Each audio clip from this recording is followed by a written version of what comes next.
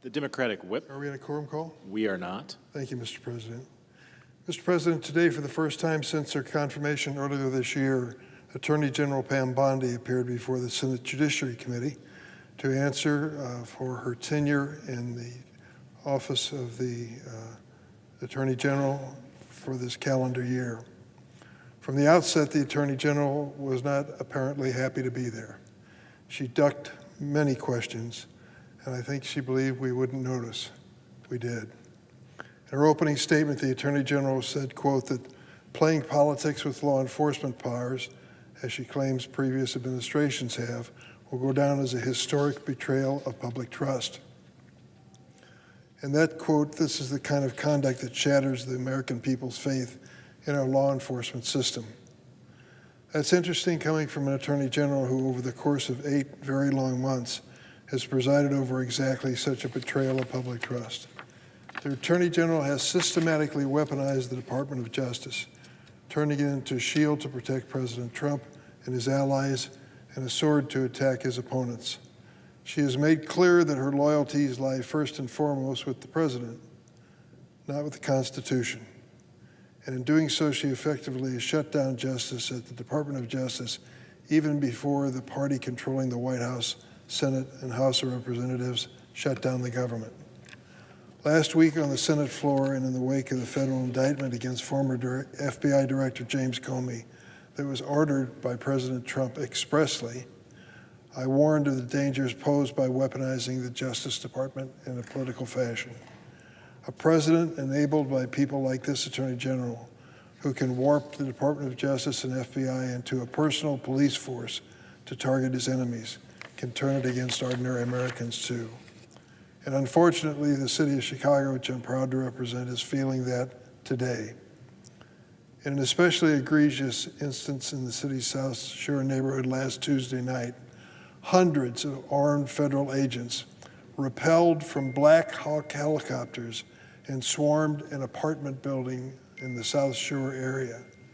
This made-for-movies entrance was into a building which apparently the ICE agents knew little about the occupants.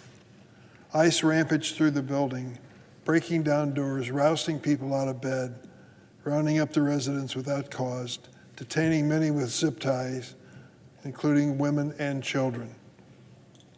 When one of the ICE agents was confronted with the children, he said, "F them kids."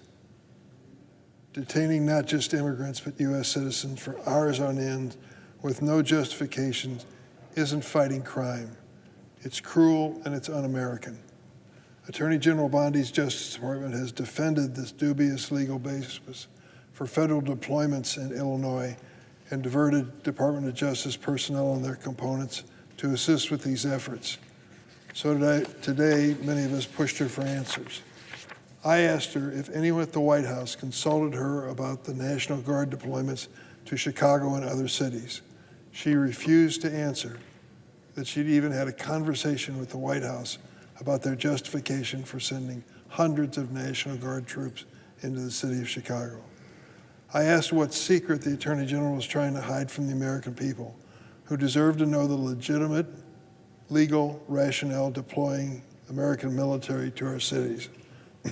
She responded by attempting to blame Democrats for the Republican shutdown and attacking me for not loving Chicago as much as I hate President Trump.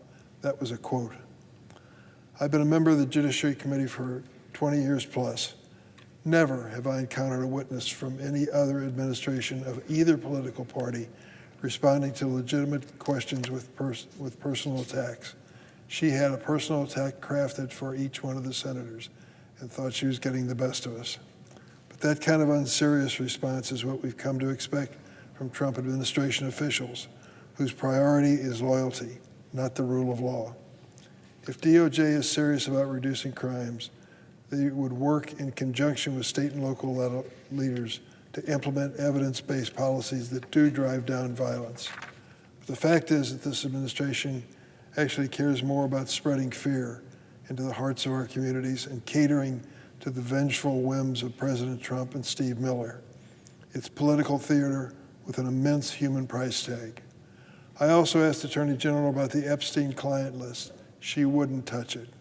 She said in February publicly that the client list was, quote, sitting on her desk.